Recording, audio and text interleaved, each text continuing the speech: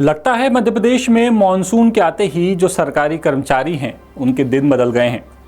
अब देखिए ना, एक तरफ प्रमोशन मिलने की खबरें चल रही हैं, 10 से 15 दिनों में कुछ बड़ा हो सकता है ऐसी उम्मीद है, तो दूसरी तरफ अब जो सरकारी कर्मचारी हैं वो रिटायरमेंट पर कितना पैसा पाएंगे, सरकार ने इसका पूरा हिसाब किताब अब बता दिया है। तो जल्दी से जान लेते हैं कि आखिर ये मामला क्या है। नमस्कार, मैं हूं अतुल द्विवेदी और आप देखना शुरू कर चुके हैं 10 सूत्र। दरअसल पहली बात तो ये कि मध्य प्रदेश सरकार ने कर्मचारियों को मिलने वाले अर्जित अवकाश नकदीकरण, जिसे कि हम अंग्रेजी में लीव इनकैशमेंट कहते हैं, इसका हिसाब साफ कर दिया है। और तो और कर्मचारी जब रिटायरमेंट लेगा या सेवा के दौरान उसकी मौत हो जाती है तो उसे या फिर उसके परिवार को कितना पैसा मिलेगा, इसका अनुमान अब सरकारी कर्मचारी खुद लगा सकते हैं, उनके परिवार वाले खुद लगा सकते हैं।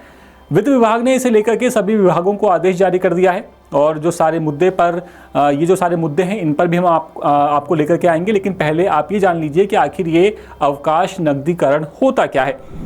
सरकारी कर्मचारी के खाते में नौकरी के दौरान ईएल जमा होती है। रिटायरमेंट के वक्त बचे हुए अवकाश के बदले सरकार कर्मचारी को पैसा देती है। इसे ही अवकाश नकदीकरण कहा जाता है। सरकार के नियम के मुताबिक कर्मचारी को अधिकतम यानी कि मैक्सिमम 300 दिन के अर्जित अवकाश का पैसा मिलेगा। अगर कर्मचारी पहले कभी अवकाश नकदीकरण का फायदा ले चुका है तो उतने दिन 300 दिन में से हटा दिए जाएंगे। अब आपको बताते हैं कि अवकाश नकदीकरण की गणना में सरकार क्या देखेगी।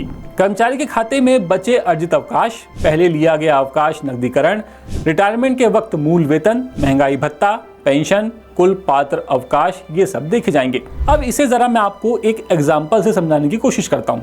मान लीजिए किसी कर्मचारी के पास 270 दिन की अर्जित अवकाश है और वो पहले 30 दिन का जो नकदीकरण है वो ले चुका है। अगर उसकी सैलरी 1 लाख है, डीए उसे 58,000 मिल रहा है, तो कुल रकम हुई 1,58,000।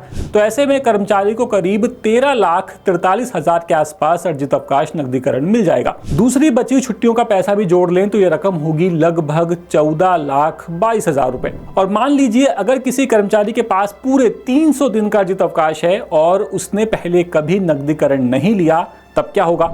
इसे समझें कि मान लीजिए अगर उसकी सैलरी है 56,100 रुपए, डीए मिलता है उसे 32,538 रुपए, तो कुल राशि हो गई 88,638 रुपए। ऐसे में कर्मचारी को करीब 8,86,000 रुपए मिल जाएंगे। यानी अब कर्मचारी पहले से ये जान सकेंगे कि रिटायरमेंट पर उन्हें कितनी रकम मिलेगी। इससे विवाद भी कम होंगे और जो कैलकुलेशन में जो गड़बड़ियां होती थी उनमें भी कमी आने की पूरी संभावना है। अब इस मामले पर आपकी राय क्या है, आप हमें कमेंट करके ज़रूर बताएं। आपकी राय हमारे लिए बेहद महत्वपूर्ण है। आप अपने जवाब, अपनी शिकायतें, अपने सुझाव भी हम तक पहुंचा सकते हैं। तो फिलहाल इस खबर में इतना ही। अपडेट्स के लिए आप बने रहिए 10 सूत्र के साथ। लेटेस्ट, इन्वेस्टिगेटिव और इन डेप्थ खबरें देखने के लिए ज्वाइन कीजिए 10 सूत्र का व्हाट्सएप चैनल, सब्सक्राइब कीजिए यूट्यूब चैनल, लाइक कीजिए फेसबुक पेज और पढ़ते रहिए www.dasootra.com।